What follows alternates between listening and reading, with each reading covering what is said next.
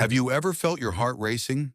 Not from fear, not from desire, but from a deep, unexplainable yearning for something beyond this world? A silent thunder stirring within you, urging you to run, but not with your feet, with your soul. Surah Al Ādiyāt is not merely about war horses thundering into battle. It is about your soul, charging, struggling, searching through the dust and illusions of this fleeting world.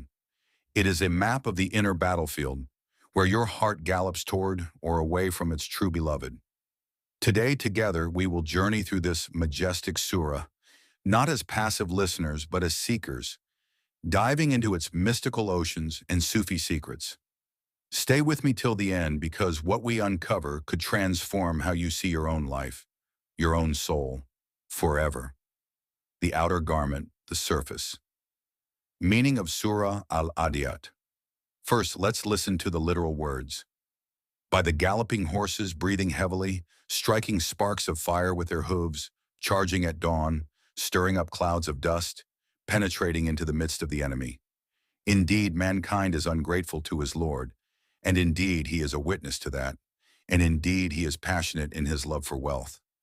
But does he not know that when what is in the graves is turned upside down, and what is hidden within the breasts is brought out, indeed their Lord will be fully aware of them that day. Beneath this surface lies a spiritual thunderstorm, the mystical tapestry, a deeper journey through the verses, the galloping horses. The horses are your nafs, lower soul, panting, restless, surging forward. In Sufi teachings, the nafs is not inherently evil, but wild, a raw energy. If left untamed, it chases illusions. If disciplined, it becomes a steed carrying you toward God. The snorting and panting are the desperate breaths of a soul yearning, but often misled by its own instincts. The seeker must become aware, where am I galloping? Toward light or into deeper darkness? As Sufi says, O soul that pants, awaken. Your real destination is not this dust, but the divine garden beyond. Striking sparks. As the hooves strike the ground, sparks fly. These sparks are the moments of awakening, the friction between your love for the world and the call of your spirit. The moments of hardship, heartbreak, loss, when the soul realizes there must be more than this. Every trial, every tear, every heartbreak strikes a spark. If you gather these sparks wisely, they can set your soul ablaze with divine love. Rumi says, don't grieve. Anything you lose comes around in another form. Every strike of pain is a spark toward awakening. Dawn raids. At dawn, the horses launch their attack. Dawn symbolizes spiritual awakening. In the darkest moments of night, despair, heedlessness, spiritual blindness, suddenly comes a glimmer of dawn, a call from the beloved. Return to me, O soul lost in dust. The Sufis teach that a moment of true longing at dawn is worth more than a lifetime of heedless living. Dawn is the secret whisper of God into the heart of his lovers, raising dust. As the horses charge, they raise clouds of dust. In the mystical sense, the dust is the illusions of the world, fame, fortune, pleasures, power. The faster you chase them, the thicker the dust around you. The seeker must recognize. The more I run after the world, the less I see. My heart is veiled by the dust of desires. The true Sufi path is not to deny the world, but to move through it without letting it settle on the heart. Ibn Arabi warns, the world is a veil.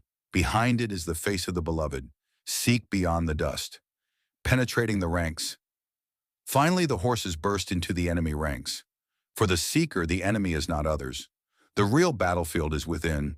The army of pride, the battalions of greed, the hidden assassins of envy and anger. The true charge is when the soul, empowered by divine light, breaks through these inner armies and reaches a fortress of peace, the presence of God. The mystics say, victory is not conquering others, it is conquering yourself. The ungrateful soul. God says, indeed man is ungrateful to his Lord. The greatest tragedy, the Sufis say, is forgetfulness. The soul once stood before God in a primordial covenant. yet upon entering the world it forgot. The canoed is the soul that drinks the water of the world and forgets the source. Awakening is simply remembering, I was not made for dust, I was made for the eternal gardens. Self-testimony. Man himself is a witness to his forgetfulness. No amount of distraction can drown the silent knowing in the heart. There is a voice, soft but persistent, that keeps saying, you were made for more than this. This is the voice of the fitra, the original nature, still whispering beneath layers of forgetfulness. Love of wealth. The word khair here can mean wealth or good. Man's intense love for what he perceives as good, be it wealth, fame, or pleasure, blinds him. The Sufis ask, what if you chase the eternal good, God himself, with the same intensity you chase the fleeting good? Imagine the soul not galloping after golden glitter, but after the face of the beloved, the grand unveiling when secrets are revealed, unearthing the graves. The graves are not just earthly tombs, they are also the hearts buried under dust. The day of resurrection is not only in the hereafter, it can happen here now, when the heart awakens and stands before God, stripped of all veils. Mystical awakening is a mini-resurrection, a tearing open of the grave of heedlessness. Extracting the secrets. Every secret harbored in the chest will be made manifest. The Sufis say that on that day, your soul itself will speak, your true loves, your hidden desires, your real intentions. Thus purify your heart today, so that when it speaks, it says only, I loved you, my beloved, I sought you in every breath. Divine awareness. God has always known, but on that day, you will know. You will see with unveiled eyes where you ran, what you loved, what you became. Conclusion. Surah Al Ādiyāt, a roar from within. Surah Al Ādiyāt is not a mere echo of ancient battles. It is the thunder of your soul, urging you to awaken. Are you a heedless horse stirring dust in vain? Or are you a steed galloping toward the divine dawn? The choice is yours, every moment, every breath. If today's journey stirred something inside you, a yearning, a spark, do not let it fade. Reflect on your own life. What are you truly chasing? What dust are you breathing? Which army are you fighting? I invite you, take a moment today to sit with your heart in silence, listen to the thunder within, answer the ancient call, and if you found this exploration soul-stirring, share it with others, because every soul deserves to remember the galloping toward their true beloved. Until next time, may your every breath be a step closer to home.